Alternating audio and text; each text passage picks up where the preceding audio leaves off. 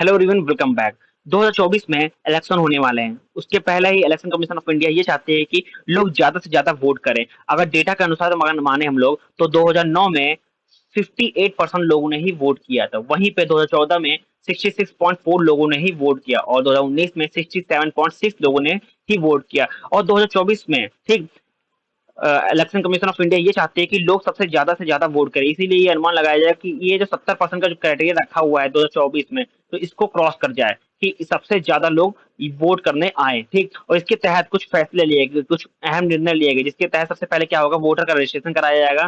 ठीक, जो लोग एलिजिबल हैं और जिनके वोटर आईडी नहीं बनी उनको सबसे पहले रजिस्ट्रेशन कराया जाएगा। और उसको उसके बाद जो सेकंड स्टेप क्या लिया गया, वोटर को अवेयरनेस, यानी कि उनको एजुकेशन दिया जाएगा कि कैसे रजिस्ट्रेशन कर सकते हैं, कैसे वेरीफाई कर सकते हैं खुद को, और कैसे वोट कर सकते हैं, और कोई भी इशू आ रहा है तो कैसे उसको रिपोर्ट कर सकते हैं, ये भी यहाँ पे प्रोवाइड की जाएगा। और थर्ड स्टेप क्या है, वोटर फैसिलिटेशन, यानी कि एक प्लेटफॉर्म प्रोवाइड जाएगा, यूजर फ्रेंडली प्लेटफॉर्म बनाया जाएगा, आईसीटी प्लेटफॉर्म, जिस जहाँ पे वोटर हेल्पलाइन होगा, पोलिंग स्टेशन लोकेशन होगा, ऑनलाइन रजिस्ट्रेशन जैसी सुविधाएं यहाँ पे अवेलेबल कराई जाएंगे। उसके तहत point number 4, voter feedback, voter से फीडबैक लिया जाएगा। यहाँ पे जो भी चीजें होंगी यहाँ से फीडबैक लिया जाएगा। देखिए एक प्लेटफॉर्म होगा जहाँ पे सब कुछ अवेलेबल किया जाएगा कि वोटर्स को आसानी रहे कि कहाँ पे जहाँ कहाँ पोलिंग बूथ बने हुए हैं, कहाँ पे वोट कर सकते हैं, कैसे रजिस्ट्रेशन कर सकते हैं। ये सब जो इलेक्शन कमीशन ऑफ इंडिया चाहती है कि इस बार सबसे ज्यादा वोट हों। ठीक, और इसके तहत एक और निर्णय लिया गया कि 2019 में जिन स्टेट में सबसे कम इलेक्शन मतलब सबसे कम वोट पड़े, ठीक, उन 10 लार्ज स्टेट को चुने गए हैं कि वहां पे सबसे ज्यादा ज्यादा अवेयरनेस फैलाई जाए, अवेयरनेस बताई जाए कि वोटर की पावर क्या है, क्या आपका कैसे रजिस्ट्रेशन कर सकते हैं, कैसे ये सब। इसीलिए तो फोकस किया गया सबसे पहले जो 10 लार्ज स्टेट जहां पे 2019 में सबसे कम वोट पड़े हैं, क्योंकि 2024 का सबसे बड़ा इलेक्शन होने वाला है। ठीक, इसके तहत जो ECI election commission of India ये चाहते हैं कि ज्यादा से ज्यादा वोट पड़े, इसीलिए ये ज्यादा से जोर दे रहे हैं लोग जुड़े इससे, जो रजिस्ट्रेशन कराएं। ठीक, और यूजर फ्रेंडली प्लेटफॉर्म भी बना रहे हैं कि वोटर्स को कोई प्रॉब्लम ना हो, ठीक, कोई प्रॉब्लम फेस ना करनी पड़े। अब आपको बता दें कि जो ईसीआई क्या है, देखिए जो ये जो सिस्टम है SBEPP, systematic voter education electoral participant, ये प्रोग्राम 2009 में लॉन्च किया गया था। ठीक, क्योंकि जब उस साल देखा गया था कि वोट कम पड़ रहे हैं, ठीक, तो इसके लिए तो जो अवेयरनेस फैलाने के लिए, ठीक, वोटर एजुकेशन देने के लिए, जो वोट अवेयरनेस फैलाने प्रमोटिंग वोटर लिटरेसी को जो इंडिया में है, वो बढ़ाने के लिए, ठीक, ज्यादा से ज्यादा वोट कर पाए, इसीलिए प्रोग्राम को लॉन्च किया गया था। इसके तहत जो वोटर्स को कोई जैसे कोई प्रॉब्लम हो रही है, ठीक, लोग जो वोटर्स का जो पोलिंग बूथ है वो ढूंढने में प्रॉब्लम हो रही है, तो इसके तहत ये प्रोग्राम लाया गया था। इसके तहत एक वोटर हेल्पलाइन ऐप भी था जहाँ पे जो 2019 में लॉन्च किया गया था। इस मोबाइल में सब कुछ अवेलेबल था, जैसे कि आप कैसे रजिस्ट्रेशन कर सकते हैं, पोलिंग बूथ क्या है, कॉन्टैक्ट नंबर क्या है, ठीक, आपको कोई प्रॉब्लम हो रही, सब कुछ यहाँ पे अवेलेबल था। ठीक, ये ऐप के अंदर क्या था, देखिए the app allow a voter to verify their name, electoral roll, registration online, apply for correction, देखिए जो कलेक्शन करेक्शन होते थे वोटर में वो के लिए, वोटर आईडी कार्ड डाउनलोड करने के लिए, यहाँ पे सब चीज इस ऐप में अवेलेबल थी। ठीक, आपको बता दें कि आप ये क्या चैलेंज होता है कि कैसे हम लोग वोटर्स को इनकी कैसे हम लोग वोट बढ़ा सकते हैं। उसके लिए देखिए कुछ स्टेप होते हैं। सबसे पहले देखिए, तो सबसे पहले जो स्टेप होता है कि वोटर एपैथी, यहाँ पे क्या है ना कि जिनके अंदर इंटरेस्ट नहीं है वोट डालने के, मान लीजिए कि कुछ लोग जानते हैं कि वो उस दिन छुट्टी होती है, भाई जिस दिन वोट पड़ा उस दिन छुट्टी, लोग निकलते ही नहीं, को लोग वोट डालने नहीं आते, तो उनके लहर की मतलब उनको इंटरेस्ट जगाना पड़े, कि उनको बताना पड़े कि आपकी वोट की अहमियत क्या है। ठीक, उनको कि क्या आपकी वैल्यू, आपकी एक वोट की वैल्यू क्या है। ठीक, इस तरह की जो चीजें हैं, इस चैलेंज होते हैं, ठीक, इनको सॉल्व किया जाए। ठीक, दूसरी चीज अवेयरनेस, कि लोगों के अंदर अवेयरनेस लिटरेसी नहीं है, ठीक, तो उनको ये चीज बताई जाए कि आप जो वोट की अहमियत क्या है। ठीक, जैसे कि सेकंड स्टेप क्या है, lack of awareness and literacy. ठीक, थर्ड स्टेप है सिक्योरिटी कंसर्न।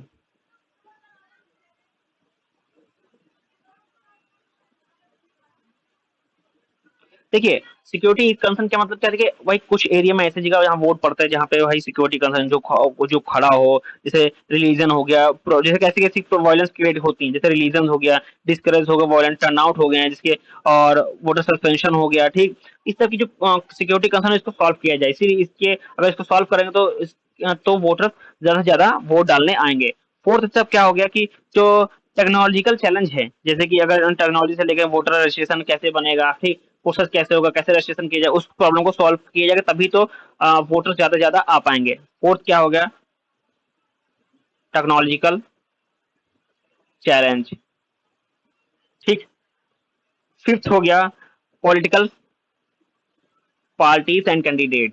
देखिए, अब जो पॉलिटिकल पार्टीज एंड कैंडिडेट, जो कैंडिडेट खड़े होते हैं, जो पॉलिटिकल पार्टीज होती है, ठीक, उनको क्या करना चाहिए, घर घर जाकर, तब जाकर उनको बोलना चाहिए कि आपकी वोट की अहमियत क्या है, लोगों से मिलना चाहिए। ठीक। इससे क्या होता है ना, तो इंटरेस्ट बढ़ता है, ट्रस्ट बढ़ता है लोगों के अंदर कि हाँ, कि वोट की अहमियत है। तो ये जो 5 स्टेप है पॉलिटिकल पार्टीज एंड कैंडिडेट्स। ठीक।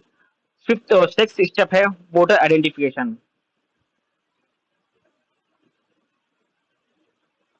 ठीक। ये वोटर आइडेंटिफाई, देखिए इससे क्या होता है कि जो वोटर एलिजिबल है, पहले उनका सबसे पहले रजिस्ट्रेशन कराया जाए। ठीक। फ्रॉड ना हो पाए, जैसे डुप्लीकेट होता, आइडेंटिफिकेशन हो, खाली पता कुछ लोगों के होते हैं डुप्लीकेट होते हैं, ठीक, फेक वोट ना पढ़ पाए, ठीक, डुप्लीकेट वोट ना पढ़ पाए, जो फ्रॉड होते हैं उसको बचाने के लिए यहाँ पे वोटर आइडेंटिफिकेशन जरूरी है। अब क्या होता है कि एडवांटेज, अगर हम लोग एडवांटेज क्या होगा, देखिए भाई देखिए, अगर इसको सॉल्व कर ले जाएंगे तो हम लोग को ये एडवांटेज हो जाएंगे कि अगर ये हम लोग प्रॉब्लम सॉल्व कर पाए, ठीक, security concern, technology challenges, political parties and candidate, voter identification, तो ज्यादा से ज्यादा लोग इससे जुड़ेंगे, वोट करने के लिए आएंगे। ठीक। ना,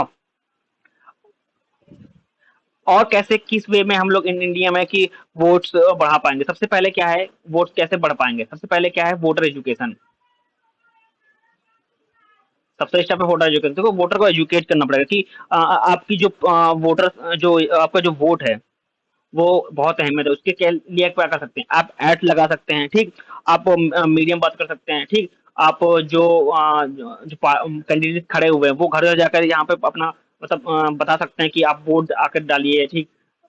हम ये काम करेंगे, वो काम करेंगे, आप ये सक्सेस होगा, तो वोटर एजुकेशन जरूरी है यहाँ पे। ठीक।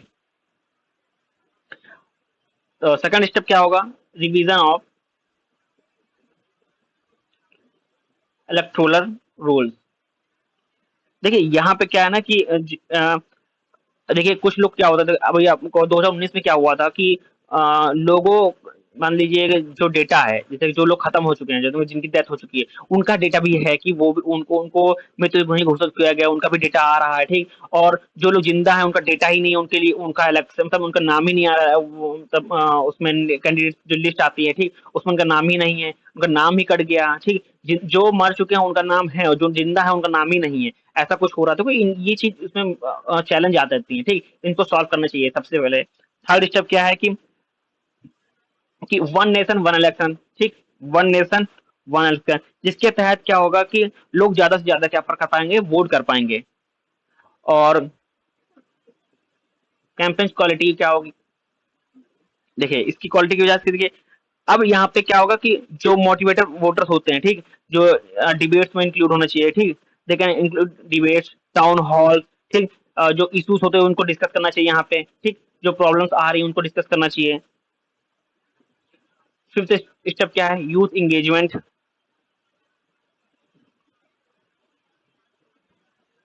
देखिए यूथ बहुत, देखिए जो उनको पहले से लेके एजुकेट करना चाहिए। देखिए उस कॉलेज और स्कूल में क्या होना चाहिए थे, जो वोट की अहमियत बतानी चाहिए कि वोट से क्या होता है, वोट की वैल्यू क्या है। ठीक। इसके जो इसकी वजह से क्या होगा ना, जो यूथ होगा ना वो और इंगेज होगा। जिस दिन वोट होंगे तो अगर जो एलिजिबल होगा, जिनके पास जिनका रजिस्ट्रेशन है, वो वोट करने जाएगा। ठीक। क्योंकि उनको अहमियत पता होगी, उनको नॉलेज होगी वोट के बारे में। ठीक। कि वोट कितना जरूरी है उनके लिए। तो इन सब चीजों से क्या कर सकते हैं हम लोग, जो वोट है, जो इनका मोटिव है कि हम 70% से ज्यादा वोट इस बार कराएंगे इंडिया में 2024 में, तो ये ऐसे ही होगा कि जो इतने चैलेंज हो रहे हैं, जितने जो डिसएडवांटेज लोग फेस कर रहे हैं, जो चैलेंज फेस कर रहे हैं, ठीक, उन प्रॉब्लम को सॉल्व करना चाहिए। ठीक। उनको मोटिवेट करना चाहिए, उनको एजुकेट करना चाहिए, उनको अवेयरनेस उनको देनी चाहिए कि वो कि वोट की वैल्यू क्या होती है। तभी तो ये जो आपने जो ईसीआई कह रही है कि इलेक्शन कमीशन ऑफ इंडिया चाह रही है कि जो डेटा है इस बार, जो पहले 67.6 रह गया था, वो 70% इंक्रीज हो जाए, तो ऐसे ही इंक्रीज होगा। क्योंकि आपको आपको जाना पड़ेगा, जो पार्टीज एंड कैंडिडेट जो खड़े हो रहे हैं ना, जिनके, उनको जाना पड़ेगा, गली गली घर घर जाना पड़ेगा, उनको बताना पड़ेगा कि अहमियत क्या है, एजुकेशन देनी पड़ेगी वोटर की आपके वोट की अहमियत क्या क्या है। तभी तो इंडिया में जो वोट डालने की जो संख्या है, जो जो परसेंटेज आप देख रहे हैं 58, 66, ये बढ़ के 690 होगा, फिर 80 होगा, 90 होगा, 94 होगा, 90 होगा, इस तरह ये इंक्रीज होगा, ठीक, तभी लोग वोट डालने आएंगे। जब तक वो एजुकेट नहीं होगा, जब तक अवेयर नहीं होगा, तब तक वो वोट डालने कैसे आएंगे, ठीक। जहाँ जिस एरिया में वोट कम पड़े उस एरिया में क्या होगा, फोकस करना चाहिए कि क्यों वोट कम पड़ रहे हैं, क्यों, क्या प्रॉब्लम यहाँ पे आ रही है।